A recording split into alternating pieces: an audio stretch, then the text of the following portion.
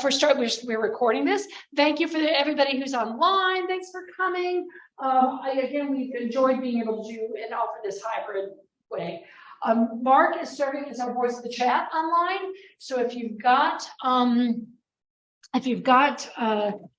questions or things you just want to put in the chat, put it in there for him, and he'll voice it for you. Or we've got a small crowd; you can also kind of do it yourself. But he'll be chatting with you in the chat. And with that, I'm going to turn it over to Janice, who always does, gets us good stuff for these workshops. Janice, I'm turning it over to you. Yeah. Hi, good afternoon, everybody. And yeah, thank you for coming to this workshop. This workshop is going to be on rethinking and improving your online tests in Brightspace. You will find the workshop slides and resources on our wiki at catwiki.zula.edu/tests. You can either go there or scan this QR code. And this topic is actually the 14th in our LEX Advanced series. And as I said, it's going to be focusing on how you can improve and rethink your online tests. As you know, our Learn Everywhere Zula course was designed around the Quality Matters standards. And in particular, the standards related to this topic would be standard 3.1. The assessments measure the achievement of the stated learning objectives or competencies. And standard 3.4, the assessments used are sequenced, varied, and suited to the level of the course. And with that, I will turn it over to Elizabeth. And Elizabeth, you can just let me know when you want me to advance your slides. Thank you. Okay, so I just want to start with a little reminder about backwards design. Backwards design is, because I think it's going to be really important as we discuss this topic, especially today with online testing. So with backwards design, what you really do is you start with your learning goals. Whatever you're calling them, learning goals, learning outcomes, learning objectives, you start there. And I think especially like we were talking about like new technologies and AI and this kind of thing, I think really understanding and believing in and having solid learning goals is going to be more important than ever, because that's what we're going to have to start treating and focusing on and being a little more creative with. So in backwards design, you start there. And so as you're thinking about how to implement what you learned in this workshop today, I encourage you to start with your learning goals. Then the question you ask yourself is, what would students need to show? Like, what would they need to show to demonstrate they met this learning goal?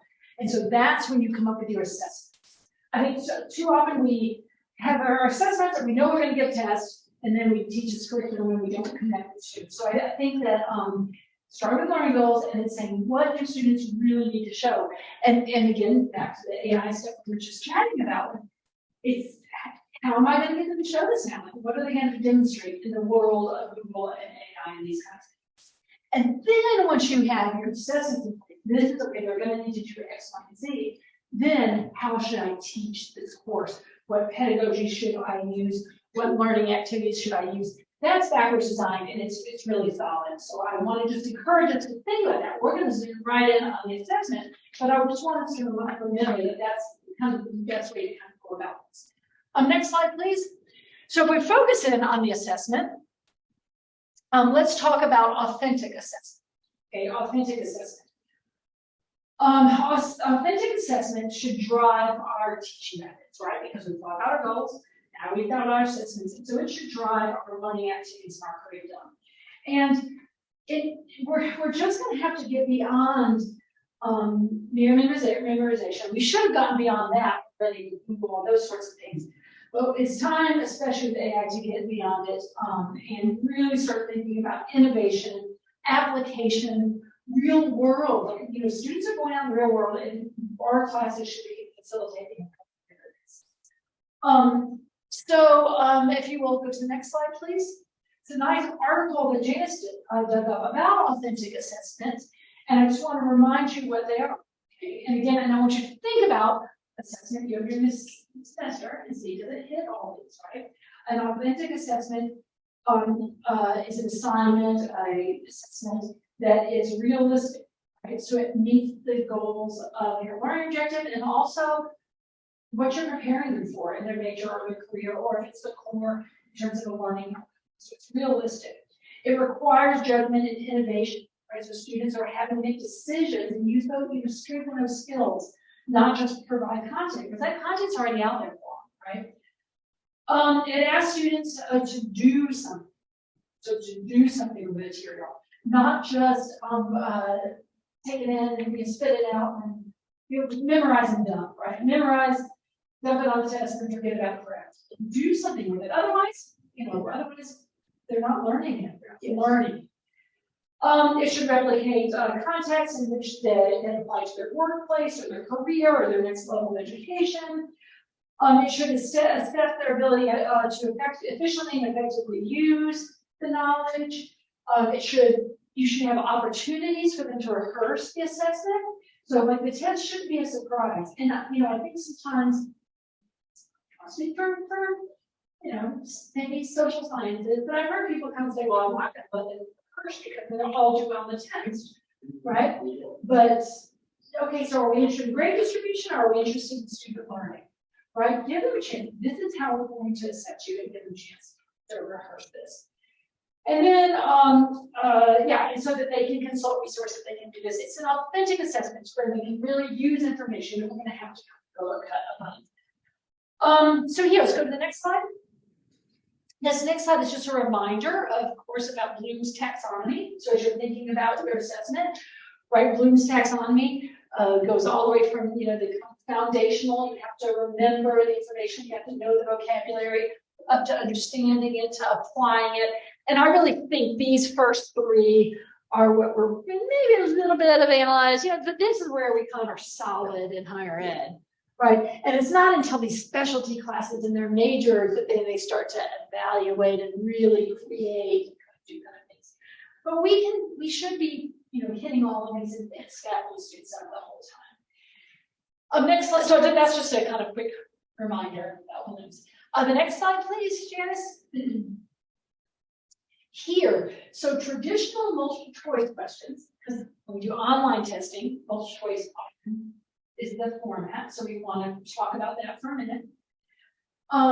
Traditionally, we think of these as lower level, right? So that they're remembering. Maybe we can write some good application ones, but you can have higher order multiple choice questions. Next slide here. You can have higher order multiple choice questions. You just have to give it some thought.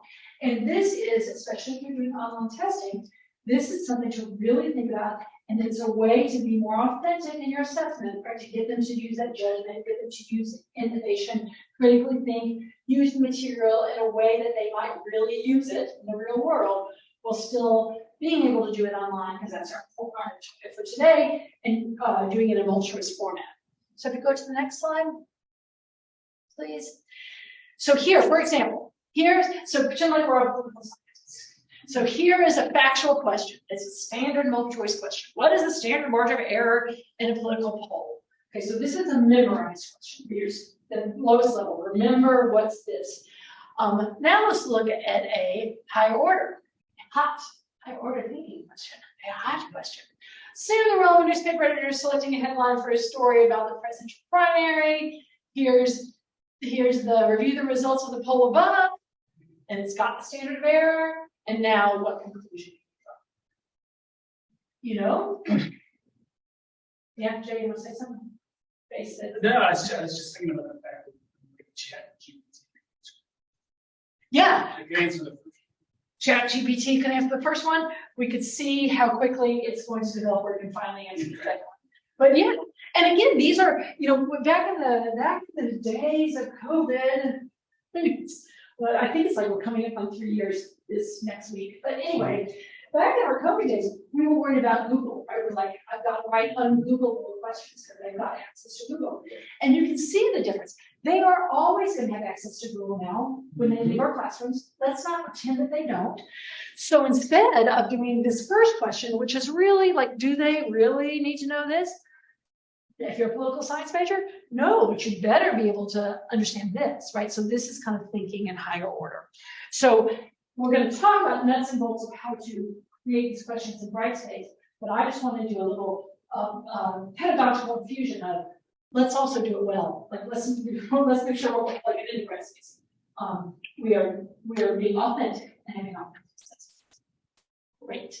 So with that, unless anybody else questions or comments about that before I turn over to Janice, who's going to get now into the tool on Brightspace. All right, I'm going to turn it over to Janice then. So in Brightspace, we have the quizzes tool, and there are 11 question types that you can use that would allow you to test different levels of knowledge. And those question types are here.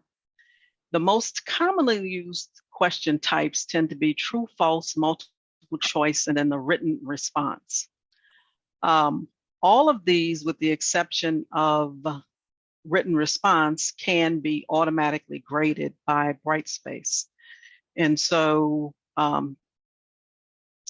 you want to keep that in mind, that if you're using any of these other question types, Brightspace should be able to automatically grade those for you. But the written response one is definitely going to be one that you would have to grade yourself. The Help Center at Algonquin College came up with this table, which actually maps Bloom's taxonomy to the Brightspace question types. So if you are considering the various question types that Brightspace has, and you're trying to, you're looking for a certain level of knowledge in Bloom's, then this table would assist you in determining which of these question types might be best for that. And I'm just curious, would anybody like to share if you're using any of these question types, or which of these question types you use in your face-to-face course, and then which ones, if any, you think you might use in Brightspace if you were doing online tests in Brightspace? Okay, this is Martha, and I'm from the College of Pharmacy. I do and this is online because I do use Brightspace sometimes, because we also have exam software that we do use. But I use true, false, multiple choice, and I guess that MS is multi-select, where more than so one or more select, answers. So what we call it is select all that apply.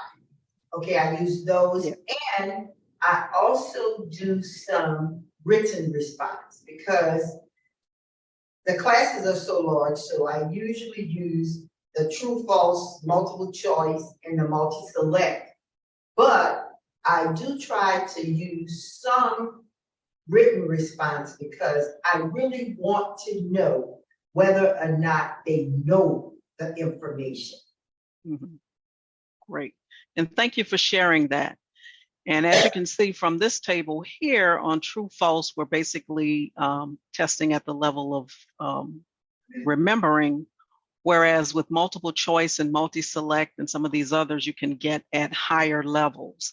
And so this is what this table was trying to get at, that there are 11 question types and you can test different levels of knowledge.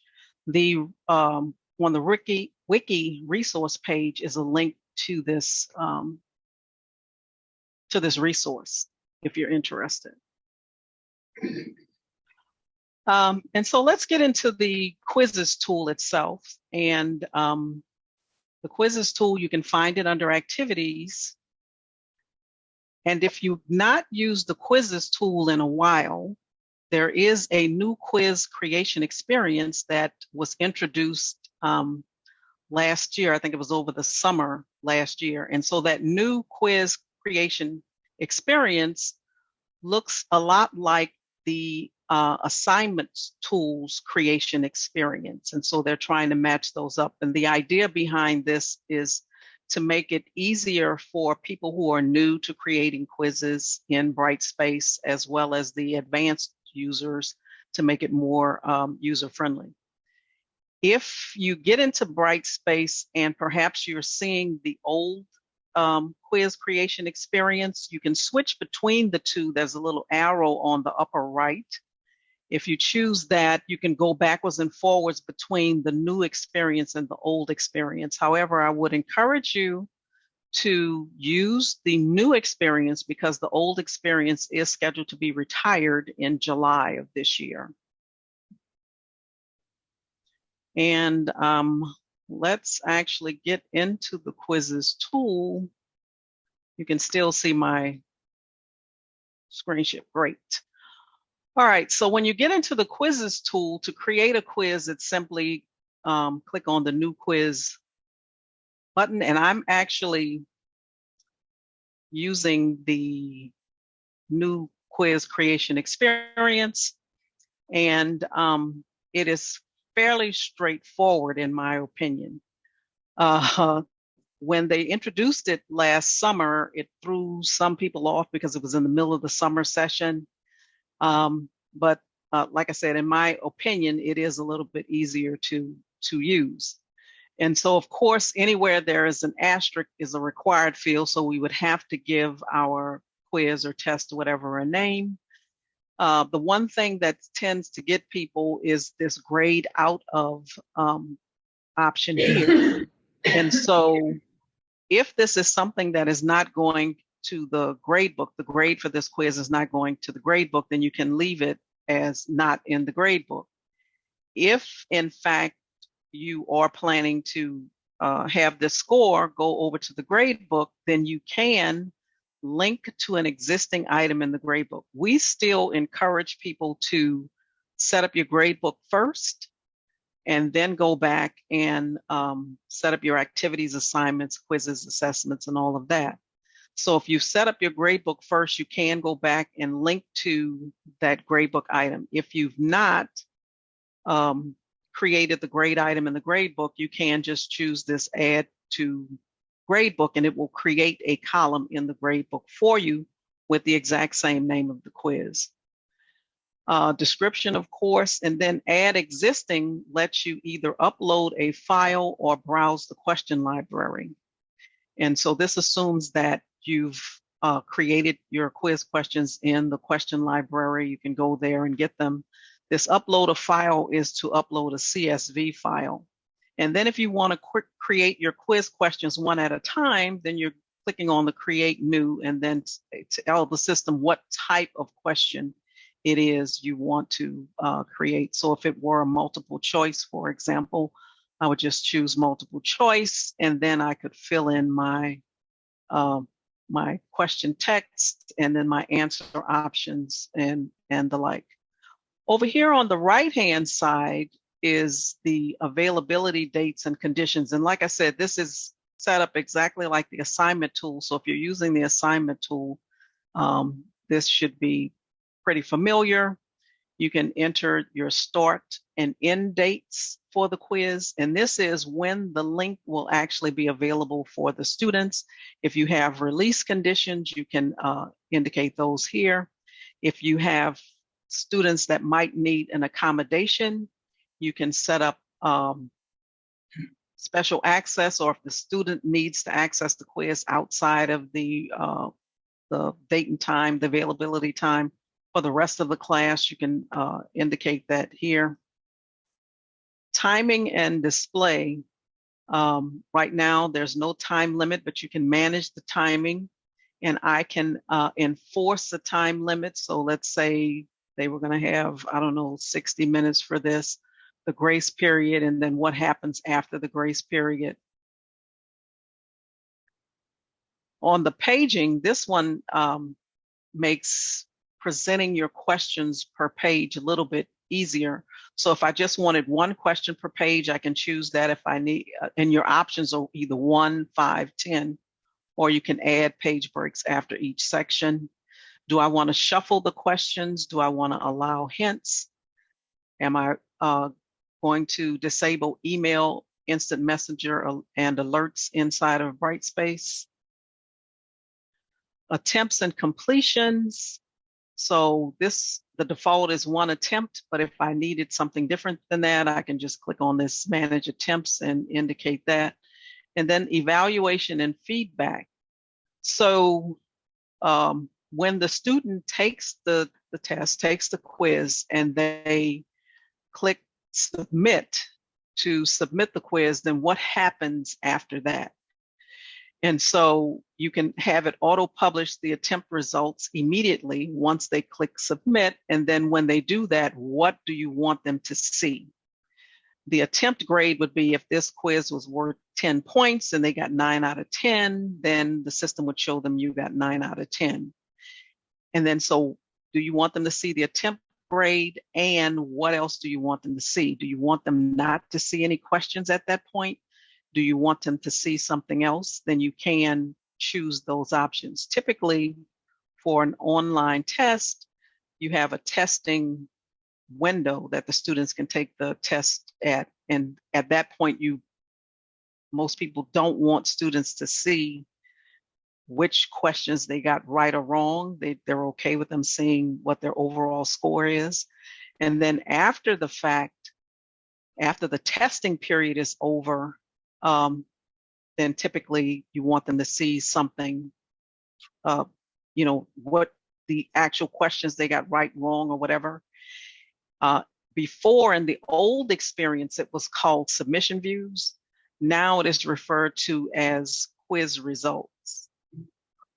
So if we click on the quiz results displays, we can edit the primary view, the default view of what they're seeing if we want, and then we can also add in an additional view.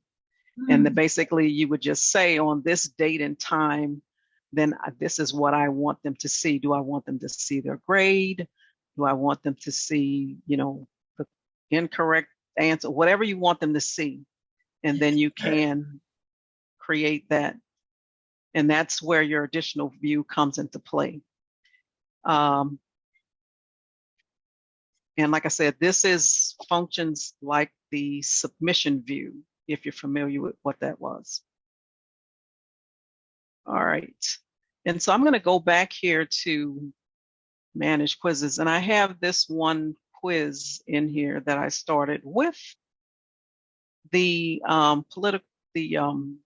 polling question that you saw Elizabeth show you an example of.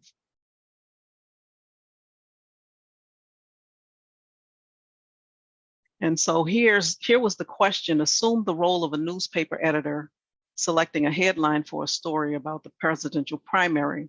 What's actually missing here is the image. And so you can insert image and media inside of your question and answers. I recommend using this insert stuff button. And so if I click on insert stuff, I can tell the system where to go and find the file. Let me try to find the file on my computer. All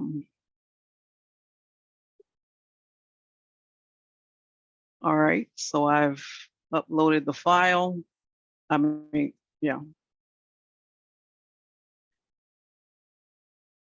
Once you upload the file, what you're prompted for is linked text and also alt text.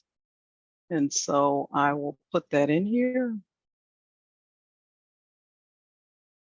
And my alt text here is going to kind of explain what is in the image, but I don't want to give away the answer. Okay, well, there it is. It took a while. Yeah, all right. So I have the image in here. And then I will save this. So I just want to point out that if you're uploading media into your questions and answers, I recommend using the insert stuff. All right, and then I will save this. All right, a lot of times what happens is you may have tests or quizzes that you administered and it was on paper, and you'd like to get those inside of Brightspace.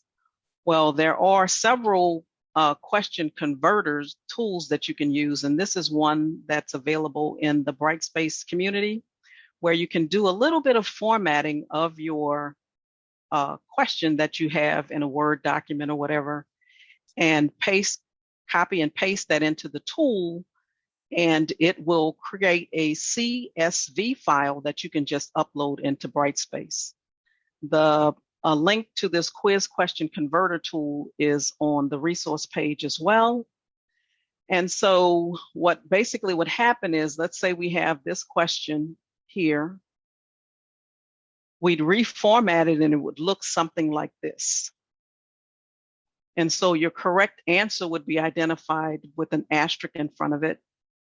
You can provide a hint, and it would be a question mark and then followed by whatever the hint is. And then immediately following each answer choice, you would have feedback, or you could have feedback, and that would be indicated with 2 @. And you really do want to provide feedback to the students to let them know why an answer is right or wrong. And so if you format your question that way, you can put it into the quiz converter tool. So if we take a look at the polling question that we had, we could actually reformat it and it would look this way, where we have the question itself, we actually have a hint, and then we can see that the correct answer here is indicated with an asterisk. So when you have multiple questions, each question and answer choices would be separated with a blank line. So you would take that information, copy it, and paste it into the quiz converter tool, and make sure you select your options. Here you can remove the enumeration from the answers, indicate your points value and the difficulty level. And when you click on convert, it'll create a CSV file for you that you can then upload into Brightspace. Respondus 4.0 is also another tool that you can use to create questions outside of Brightspace. You can create them offline. This is only available on Windows machines. With this one, what I forgot to mention is that you might notice in this quiz converter tool, I'm not able to insert an image in here. So I can get the question and the answers, the text in there, but any media that I need, I would have to go into Brightspace each question and upload that or insert that separately. With this, yes. A quick question for you. So if I was using a test bank from a publisher, I wouldn't have to go through this converter. Most of those, or necessary respondents, right? Most of those link through the quiz.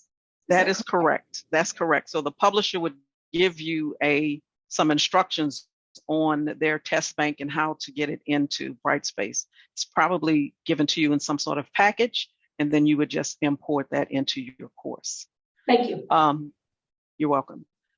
What I was going to say about Respondus 4.0 is that you do have the ability to insert the images and media inside of your questions and answers inside of Respondus 4.0, and then upload that whole thing into Brightspace. If you're interested in this, then just send me a message and I can send you the download link and the license key for this software. And I want to quickly mention, while we're talking about questions, some of the questions, you need to be aware of specific grading options for them. So for the multi-select question, you have 3 different options in terms of how to grade it: all or nothing. So they either get everything right or they get no points at all, right minus wrong, or for the correct answers that they choose. So that's for multi-select. For the matching and the ordering questions, your grading options are equally weighted, all or nothing, or right minus wrong. And then for short answer, multi-short answer, and the fill in the blank, You have case sensitive and case insensitive, and then you have an option called regular expression. And remember, we're trying to get the system as much as possible to automatically grade these. So with the regular expression, you can evaluate the responses that the students give against a set of acceptable values. So you would, for example, put as the correct answer for an option where you would accept gray spelled with an A or gray spelled with an E to be correct, you would just enter this regular expression as the correct answer for it. There's a whole long list of things that you can use for regular expression. And a link to that is on that resource page as well, if you're interested in that. And then I do encourage you to use the question library, because this is where you can organize your questions, reuse them. You'll pull questions from a question pool of questions. So you may want the students to take a test and answer so many questions, but you want to have a pool so that not everybody gets the same set of questions. You would be utilizing the question library for that. And then we had a workshop a little while ago on complex tests in Brightspace.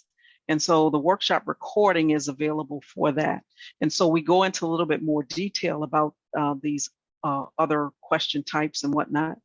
And so on the resource page is a link to that workshop recording, as well as the slides for that. You can get some additional information from there as well. All right, are there any questions at this point before we press on? I'm good to go. Y'all good to go? Good. Yep. We're good to go. All right, great. Then I have a few tips for you. Tip number one, the gotcha for a lot of people is what happens in that grade out of section. So you're going to choose the edit or link to existing if you want to link to a grade item that you've already created in your gradebook. If you want to create a new grade item in the gradebook, then you would choose the add to gradebook option there. I'm just going to reiterate something here just because I live with somebody who had some frustration about that one. So the language is like, yeah, I want to add it to my gradebook, right? But if you've taken the time and set up your gradebook and you already have quiz 1 in there, and then now you think, yeah, I'm just going to add my gradebook. Now you're going to have 2 quiz 1s, and then it gets really hard to manage your gradebook. So that's the difference. Like, I wish it said add brand new to gradebook or something. But that's the difference, is you're adding it brand new to your gradebook, or you're linking it to what you've already done. So if you've set it up. I've got a problem with mine as well. Like sometimes I'll do an assignment that they're going to just upload a response. And sometimes I like to give extra credit, but this, if you have out of 100 points, you cannot grade that and give extra points. And I'm wondering, is there a workaround? I think there is, in terms of you would set that up in your grade book with that extra credit, Okay. and then link to it. Okay. Okay. Yeah. Yeah. I don't think you can do it from this experience, right, Jason? Right. You can do that in the Right. grade book. Okay. Right. Yeah, that's correct. All right. And so my tip number 2, preview your quiz. Mm-hmm. This will allow you to see how it looks and make sure that everything is how you expect it before you release it to your students. Okay. That's all I'll say about that. Tip number 3, going back to the question library. Utilize that question library. It's good for helping you organize your questions and gives you easy access for them. Plus, questions that you put there would be available if you use in all 3 tools: the quizzes tool, the surveys tool, and the self-assessments tool. Your tip number 4, you can set accommodations for your learners for all the quizzes in the class list. This is something that's relatively new. Oh, So if you have a student that needs an accommodation, you just go to the class list and set the accommodation. So if they need 1.5 times the time, the system will do the calculation for you. Before you had to go into each quiz and go to special access and then set it up each time for each quiz. so that's You nice. I'm sorry, go ahead. No, it is nice, yes. And So not, if I do this through class list, then I don't have to worry about it when I'm setting up the quiz. correct. The only time you would have to worry about it is, let's say in the class list, you said the student would have 1.5 times, but for a particular quiz, you want them to have 1.75 times. Then you could go to that one quiz where you want a change or something different from what you set in the class list and set it there. The special access is going inside of the quiz is going to overwrite whatever is showing up in the class list. I hope I didn't confuse you with that. No, that makes sense. That's nice. Okay. All right. And tip number 5, create a quiz template. And this would be just a quiz that you create that has your standard quiz setting. So if normally your quizzes are all 60 minutes and with a 5-minute grace period and no backtracking, 1 per page, whatever, you can just set those default settings in a quiz that you call quiz template or whatever you want to call it. And then each time you're ready to create a new quiz, then just make a copy of the quiz template. And those default settings that you set are already there. That's one less thing that you have to do. Okay. Number 6. We talked about the fact that this quiz results displays is the same thing as your submission views. And I'm suggesting here that you create a shutdown view if you're planning to copy from one course to another. This is especially helpful in like another semester. And let's say you had a submission view that you opened up so the students could see their results after a certain day in spring of 2023. Then you copy that course into spring of 2024. If you don't go back and adjust your quiz results displays, then it's still going to say that the students can see the results after whatever date it was in spring of 23 instead of spring of 24.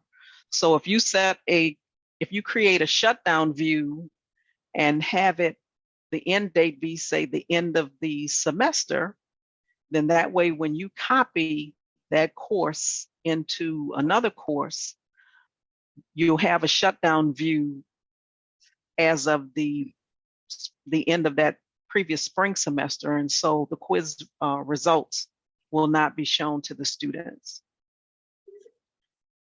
Number 7, design with accessibility in mind. And so keep in mind, we need to add alt text, use sans serif fonts, have good color contrast, all of that.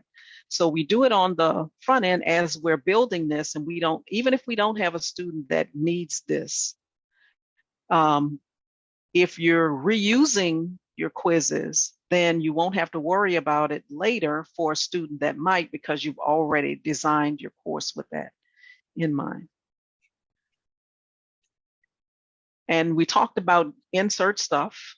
So I suggest that you use insert stuff if you're going to place media files into the questions and answers, and you find the insert stuff on the little toolbar and you see how simple it was to, when I used the example, to copy that image into there. So use the insert stuff. However, a potential pitfall is that you need to have your media file names and your descriptions, your alt text, your link text be generic enough so you're not giving away the answer.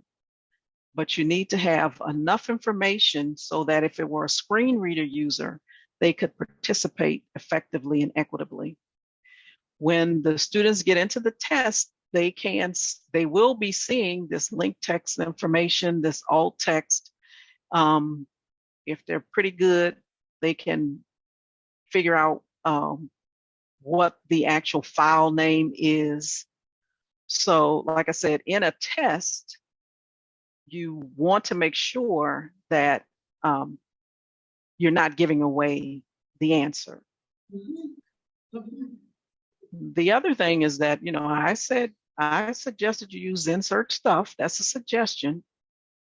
Some people want to copy and paste files into there. That you can do that as well, but just be aware that sometimes when you do that, depending on how you've copied and pasted or what you're copying and pasting, the file name still may be inadvertently pasted inside of the question or the answer. Okay.